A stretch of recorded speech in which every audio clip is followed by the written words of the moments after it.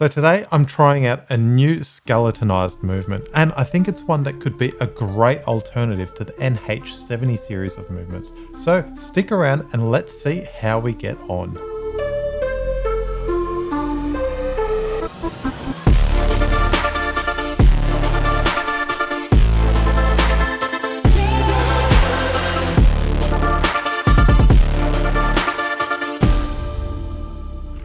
What is up everyone, Jason from jb.watchmods here, back with another new build. Now in my quest for alternative movements, I came across the PT 5000 series, which is basically a clone of the ETA 2824, which, as some of you may know, I haven't had a lot of luck with in the past. Now the PT 5404 that we're going to be using today is a skeletonized version of the PT 5000, which is a movement that already has good aftermarket parts availability, which is half the battle when sourcing an alternative movement to the NH series. So this is an automatic high beat movement, which means you're going to get a really smooth sweep of that second hand. Now this movement has a power reserve of about 38 hours and it has an accuracy of around -10 to +30 seconds per day. We're going to be pairing our movement with this black and gold hollowed out dial. Now this dial is actually designed for an NH70 movement, so we're going to need to do a little bit of work to make it fit with our PT 5404. I'll be using black and gold hands, which will match with our two-tone theme nicely, and it'll all be fitted to our two-tone Submariner style case on a Jubilee bracelet. And tying it all together is this matte black ceramic bezel insert with the yellow text, of course. I'll also leave all of the parts that I'm using linked in the video description so you can check it out for yourself. But with that said, let's get on with it and jump into the build. Okay, so this is our movement, which is the PT 5404 movement. And this is our dial, which is supposed to be used with the NH series of movements, which means that these dial feet on the back of the dial will not fit on our PT 5404 movement. So that means we need to cut these dial feet off. And to do that, I'll grab my side cutters to twist these feet off. Once we've got all the dial feet removed from the back of the movement, we're left with these little nubs on the underside of the dial. So I like to grab a Dremel and file these flat so the dial sits flush against the movement. If you don't have a Dremel, a file works perfectly. And once you've got the back of the dial nice and smooth, don't forget to give it a good clean using an air blower and some Rotoco, just to make sure that you get any metal shavings off the back of the dial so they don't go through your movement. Now that we've prepped our dial and it's ready to attach to our movement, I'm going to grab our case and grab the movement spacer from it. I'll use the movement spacer as a guide to make sure that the dial is centered on the movement. To fit the spacer, it's an easy press fit onto the movement. Now, if you're using a dial that's designed for this movement, there are small dial hooks on the back of the movement which hold the dial into place. But as we're using a dial not designed for this movement, we're going to be using double-sided tape to attach this dial to the movement. Now, I'm going to be using bezel insert tape to do this, but there is a product called Dial Dot, which is specifically designed for this purpose. But it is exactly the same thing, so if you have any bezel insert tape lying around, go for that. Now I'm going to place 3 small dots of tape around this movement that are evenly spaced and making sure that they are as close to the edge as possible. Because I'm using a hollowed out skeleton dial, we don't want our tape to be visible once the dial is fitted.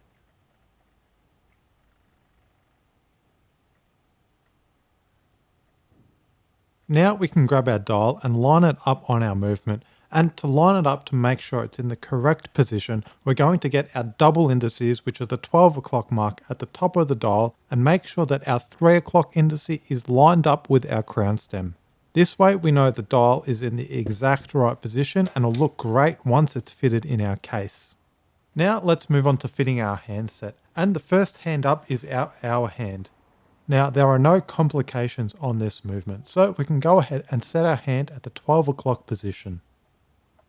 Now you can see here that the movement is not sitting in my movement holder correctly, and that's because this movement isn't designed for this movement holder.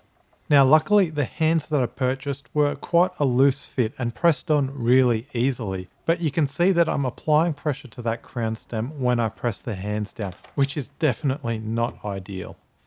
I've been trying a lot of different movement builds lately, and I really need to get myself a good universal movement holder. So if you've got any recommendations, I would love to hear them in the comment section below.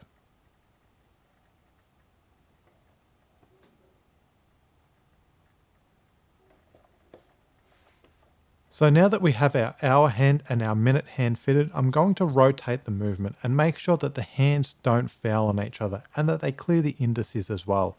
And I also want to check that everything lines up back at 12 o'clock.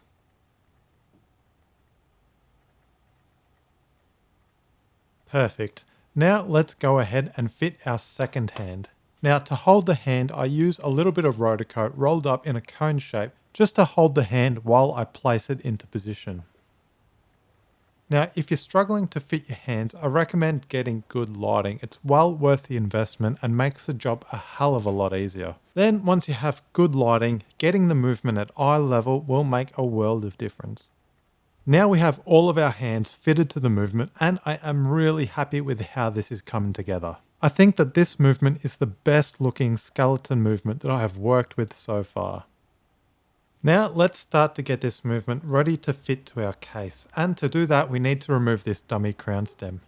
Now some of you may recall an ETA 2824 disaster that I had not too long ago, which was due to me removing the crown stem in the incorrect way, causing me to dislodge the keyless works. Now, if you didn't know, the PT5000 series movements, which the 5404 belongs to, is a clone of the 2824 movement, so I was very cautious when it came to removing and installing the crown stem. So now that our crystal is nice and clean, let's pair our movement and case together.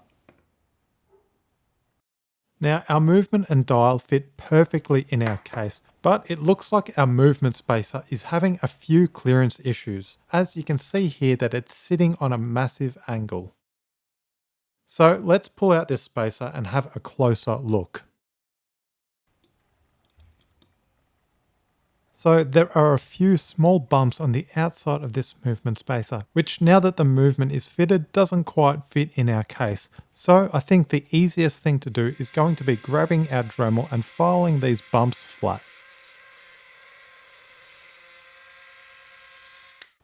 Then we'll give it a good clean to make sure there's no plastic shavings on that spacer, and we can fit it back onto our movement and see how it's looking. And now it is sitting much better. The spacer is still tight in that case, but it's now sitting flush, which is exactly what we're after. So let's move on to fitting our crown stem. And to do this, we're going to need to grab the dummy crown stem that we pulled out of the movement earlier. We'll remove the plastic crown and replace it with the crown from our case. Then we can tighten it down and test fit it into the case to see how much needs to be cut off our crown stem.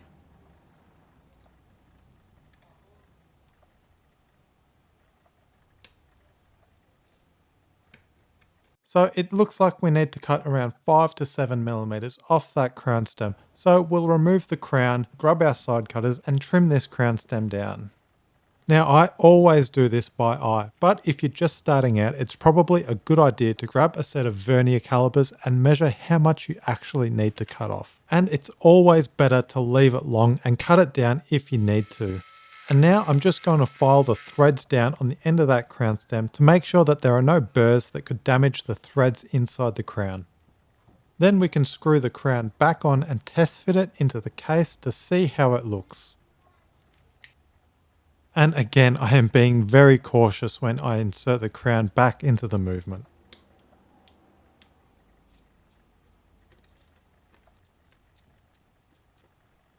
And this time it's looking pretty good. I am happy with that. So I am going to remove the crown one last time and apply some Loctite to these threads just to make sure that that crown doesn't come loose.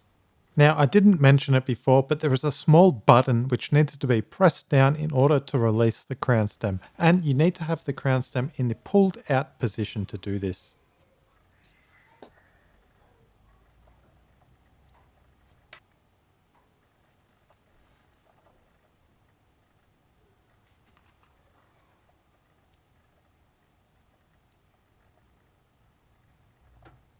And once our Loctite is applied and our crown is screwed back on, make sure to wipe any excess Loctite off before inserting it back into your movement.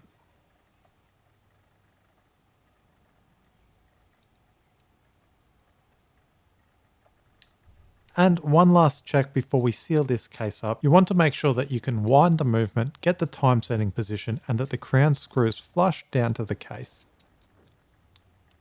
And we are moving along nicely now. So let's get ready to seal this case up. And the first thing we're going to do is grab our case back gasket and lubricate it in some silicone grease before fitting it into our case.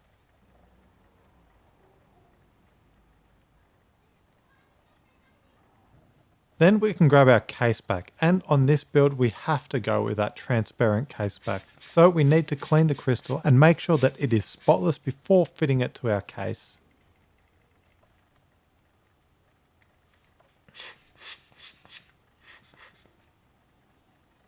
And sometimes the threads on these cases can be a little bit iffy, so it's always a good idea to run them in as far as you can by hand before cranking them down with your case back tool. And if you do like the look of any tools that I've used in this video, I'll leave all the tools and the parts for this build linked in the video description. So now this watch is sealed up and it is looking killer. But now let's complete the look by adding our bezel insert. So the case already has double-sided tape installed on the bezel. So all we need to do is remove the protective layer and stick our bezel down. And obviously we want to line the bezel up with our 12 o'clock marker on the dial. Now that bezel does rotate, but we still want to line the bezel insert up as best as we can.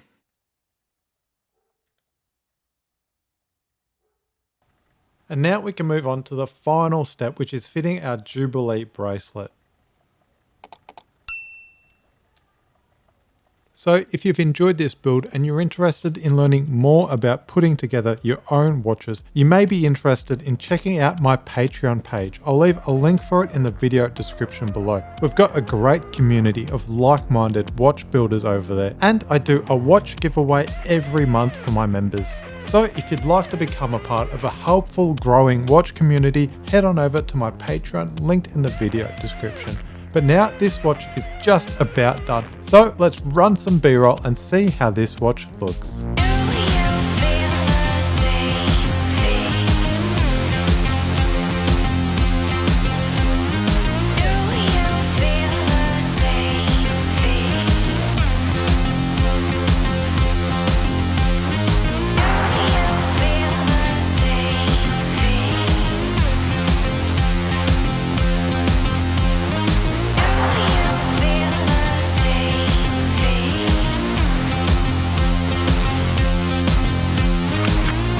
That is going to do it for today's build.